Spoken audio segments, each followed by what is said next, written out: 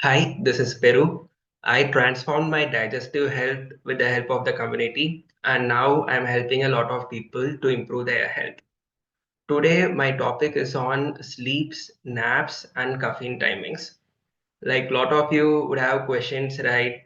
If you are a coffee lover, what time should I take a coffee so that I don't compromise on my health? If you are taking naps, what is the right time to take a nap, and how much time the nap should be? What is a good time to sleep? You may have a question. If you are going for night shift, what is a good way to maximize your sleep? All these questions will get answered in the next 15 minutes. So let's start with some interaction with the help of a chat box. We will do certain myths and facts. So in the chat box, type M if you think this is a myth, and type F if you think it is a fact. So a cup of coffee will wake you up instantly. Do you think it is a myth or a fact? Just type M in the chat box if it is a myth. Type F if you think it is a fact. Yeah, myth, fact, myth. Okay, cool. So actually, when you drink a cup of coffee, caffeine takes about 20 to 45 minutes for it to act. So it is actually a myth. It will take about 20 to 45 minutes, but it will help you to improve your energy and focus. Second one, mm, short naps are better than long naps. Is it a myth or is it a fact? Type M if you think it is a myth. Type F if you think it is a fact. Shorter naps are better than long naps. What do you think? Okay, I think this time many of you have got it correct. So it is actually a fact, and why so I'll be covering in my upcoming slides. Okay, going to bed early guarantees better sleep. What do you think? It is a myth or a fact? Type M if you think it is a myth, and type F if you think it's a fact. Okay, many of you are saying it is a fact. Uh, yeah, going to bed early will is a good thing, but to get a better sleep, there are a couple of more things to do. For example, if you watch a ghost movie and then you go to sleep, there is no guarantee that you're going to get a better sleep. So what you do before the sleep also matters. So it is a myth.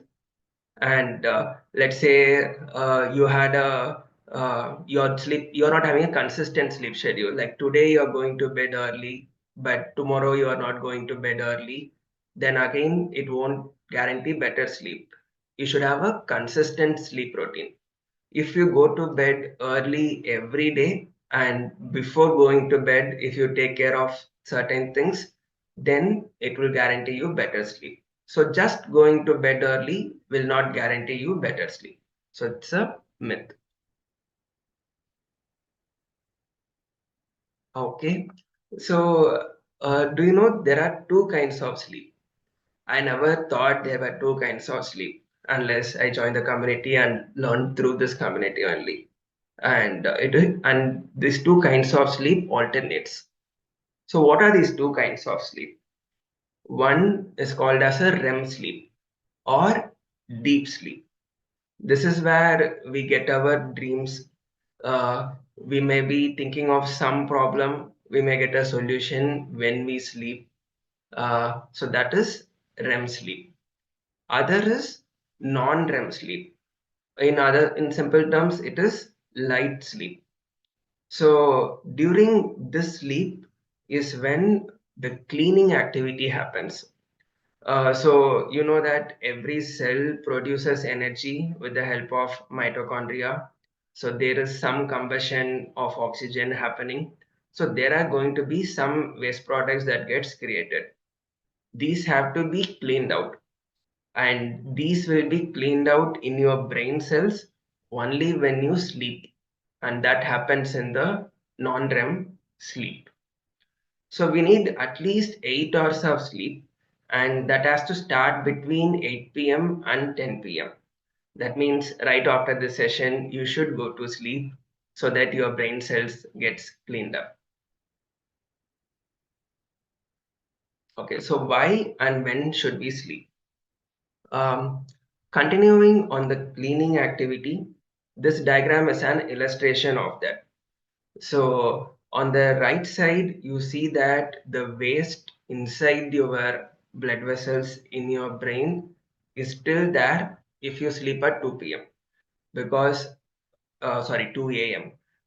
Because if you are not sleeping early in the day, the cleaning activity does not take place.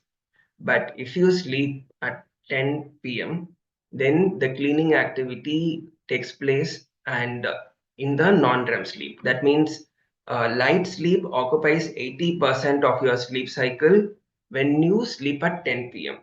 Whereas when you sleep at 2 p.m., it is only the deep sleep that takes 80% of the sleep cycle. And you would have seen people who has Alzheimer's disease, dementia. You might be saying, I'm forgetting things very often. All of this happen when your brain cells don't get cleaned up. So all you have to do is sleep at 10 p.m. max so that you can send all this waste out. So what are the other benefits of sleep? Like why should we sleep? First thing is feeling good. How many of you have noticed after you had a long working day, you went to sleep and woke up and then you felt good? It is because of an hormone called serotonin. So when you sleep, this serotonin hormone gets produced in maximum quantity. That's why you feel good. And second is avoiding anxiety and depression. Uh, how many of you have noticed like when you had only 3-4 hours of sleep one night, then next day if you had to go to some critical meetings, you always feel anxious. And let's say if that meeting didn't go well, you become depressed instantly. But had you had a good sleep, mostly you won't become anxious. And even if the meeting doesn't go well, you won't become depressed. Rather, you will think, how can I do better? So, this is also because serotonin hormone gets produced when you sleep. And when this hormone gets produced, it will help you to avoid anxiety and depression. And other big benefit of sleeping is it slows aging. That means what? Like how many of you feel you feel 5 years older than your current age? Like you were able to climb a 5-story staircase very briskly long before, but now even when you just climb 1 or 2 story staircase, you have shortness of breath. It is because you are aging. So if you want to slow down that aging, you have to sleep well. This is happening because when you sleep, an hormone called epithalamin gets produced, and this one will slow down your aging. And how many of you know, like sleeping can improve your learning and concentration? Like if you are learning a new language, if you are learning a new skill, and if you did not sleep properly one night, the next day you won't be geared up to learn that new skill or new language. You just want the day to pass off. That is again because of this epithalamin hormone, which will help you to improve learning and concentration the next day. Yeah. So how many of you take these painkiller tablets like Dolo, paracetamol, aspirin, ibuprofen? Some of you have been taking it. So you know your body can produce its own dose of painkiller, but that gets produced only when you sleep for at least 8 hours a day. And this natural painkiller is nothing but an hormone that is produced during your sleep called arginine vasotocin. So if you are depending on a lot of painkillers, your best remedy is to get your sleep right, and you can be away from the medicines and all its side effects also. Yeah. So to get all these benefits, the simple rule that we can follow is a 10-3-2-1 sleep rule.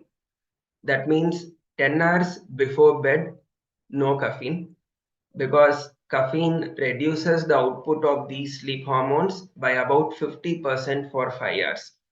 And then it then goes down to zero in the next 5 hours. So 10 hours before bed, no caffeine. 3 hours before bed, no food. Why?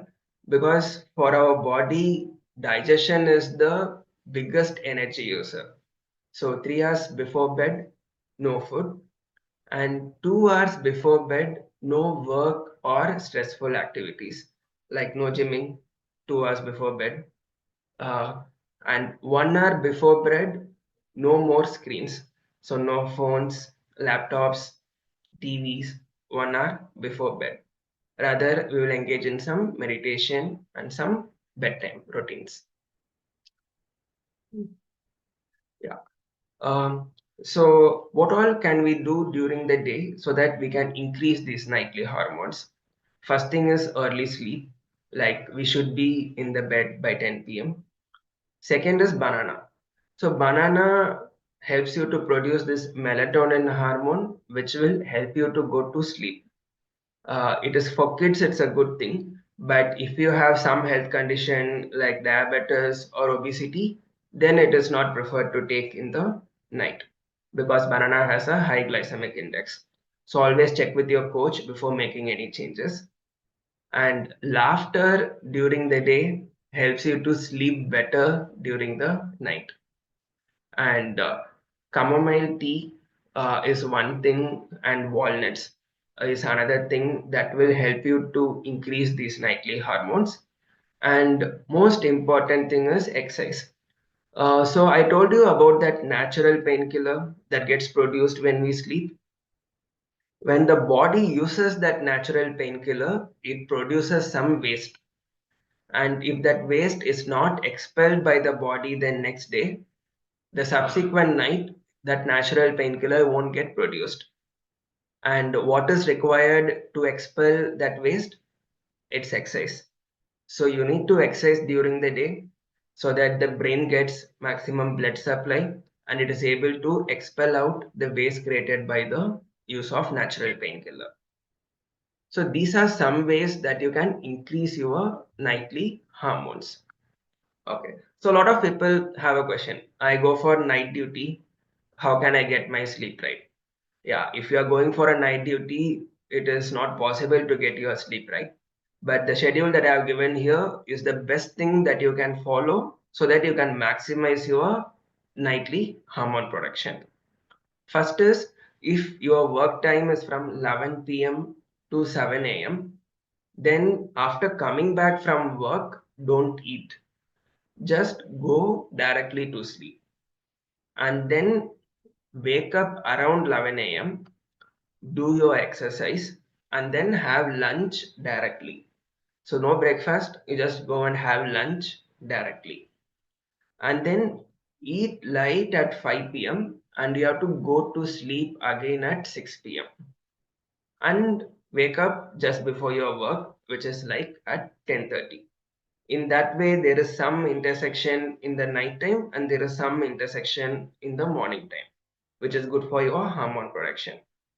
After that, you go to your work and now you can have a meal around midnight because you are not going back to sleep, you are going to continue working. This is a schedule that will help you if you are in a night duty. Yeah, coming to naps. So naps can enhance your focus. Like how many of you are software engineers here? If during release some bugs come and you are not able to figure out what the bug is, the whole day you are trying to fix that bug, but you are not able to do. So then you go to sleep and then you wake up. Next day you fix the bug in just 1 hour. So what is happening? When you go to sleep, your focus improves. And when you take a nap also, your focus will improve. And sometimes when you have a deprived sleep, you may become angry faster. So again, when you have that kind of angerness, take a short nap that will increase your mood and then subsequent productivity. So if you are taking a nap, what is the ideal duration? The best ideal duration for taking a nap is 10 to 20 minutes. At the beginning, I had a slide saying short naps are better than long naps, and I told it's a fact. The reason is when you go beyond 20 minutes, you will enter the deep sleep. And then if you wake up in between deep sleep with the help of alarm or someone wakes you up, you will feel sleepy. That means you won't feel alert. But if you wake up at the end of 20 minutes, you will feel alert and your focus would have improved. So if you cross the 20-minute duration, the next best duration is 90 minutes. It is your full sleep cycle. So again, it will keep you alert and it will also enhance your creativity and learning.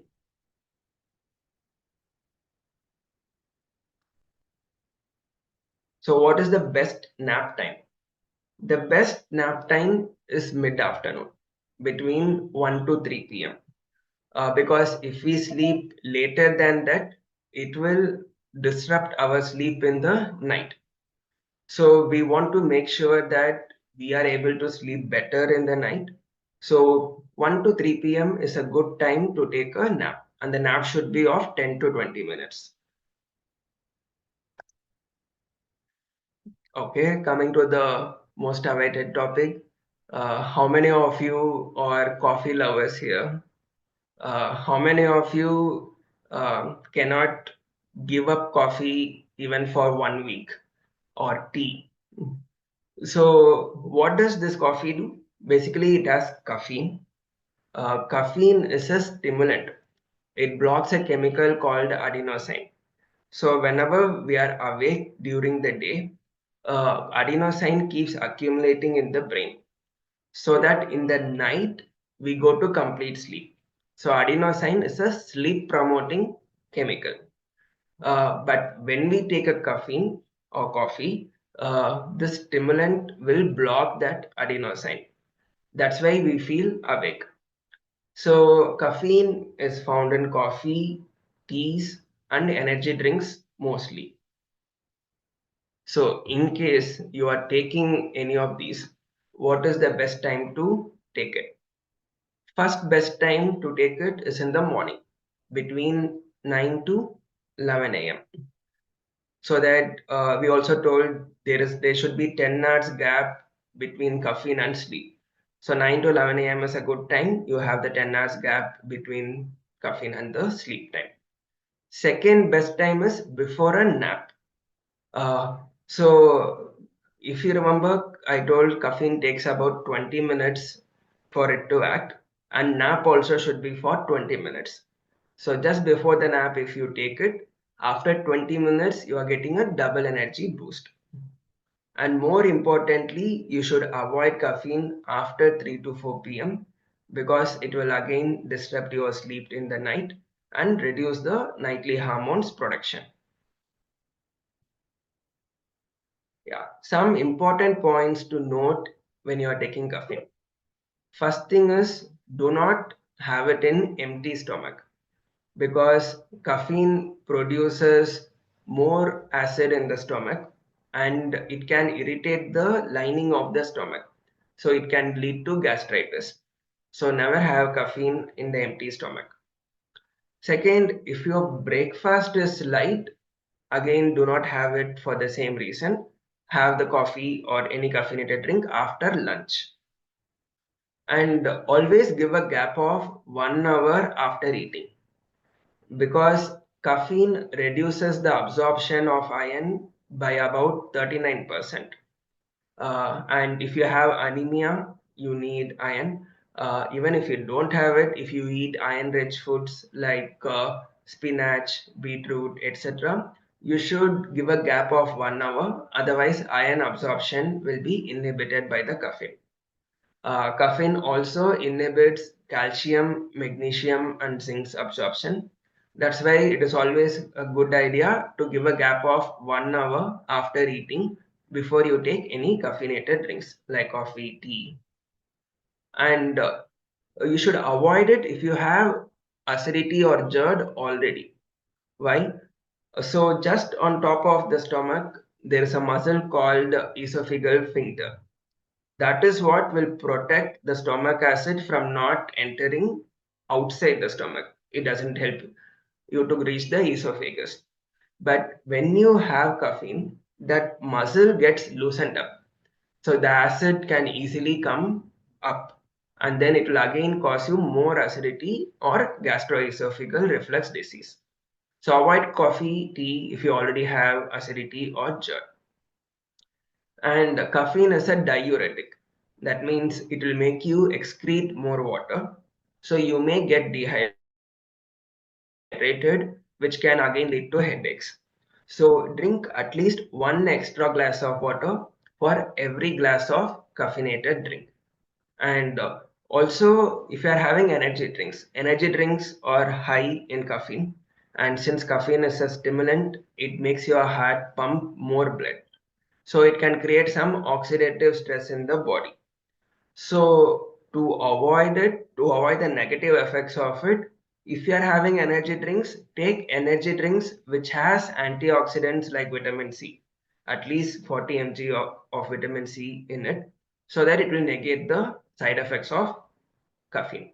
Another good thing is vitamin C promotes the absorption of iron, whereas caffeine inhibits the absorption of iron. So again, vitamin C is negating your energy drinks effect. So if you are having some of this, check with your coach. They can help you with the right ones for you to take. Yeah, and thank you.